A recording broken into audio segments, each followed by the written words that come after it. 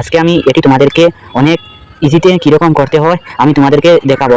আমি তোমাদেরকে সম্পূর্ণ দেখাবো কীরকম তোমরা করতে পারো। অনেকেই অনেক রকম বলে থাকে, ওদের প্রসেসগুলো অনেক কঠিন হয়ে যায়। আজকে আমি তোমাদেরকে সিম্পলভাবে দেখাবো।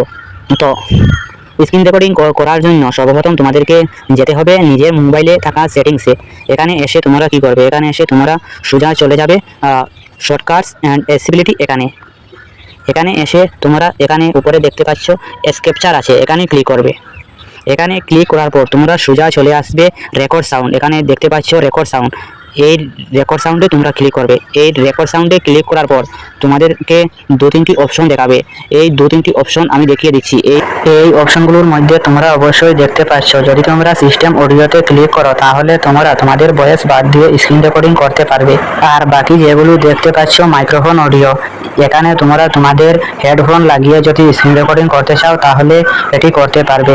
তারপরে দেখতে পাচ্ছ system audio and microphone audio, এখানে তোমরা সিস্টেম অডিও অ্যান্ড মাইক্রোফোন অডিওতে তোমরা তোমাদের নিজের ভয়েস দিয়ে স্ক্রিন রেকর্ডিং করতে পারো। আশা করি আমি তোমাদেরকে এই বিষয় বোঝাতে পেরেছি। আমি বাংলা ভাষায় প্রথম এই ভিডিওটি তৈরি করেছি, তোমাদেরকে অনেক ভালো করে বুঝিয়ে দিতে পেরেছি অবশ্যই।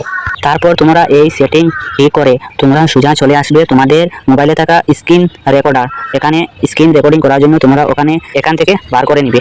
বার করার পর তোমরা এখানে দেখতে পাচ্ছ ক্যাপচার, এখানে ক্লিক করবে। এখানে ক্লিক করার পর তোমরা সোজা এখানে দেখতে পাচ্ছ অবশ্যই রেকর্ড স্ক্রিন। এখানে যখনই ক্লিক করবে তখন থেকে তোমাদের স্ক্রিন রেকর্ডিং শুরু হয়ে যাবে।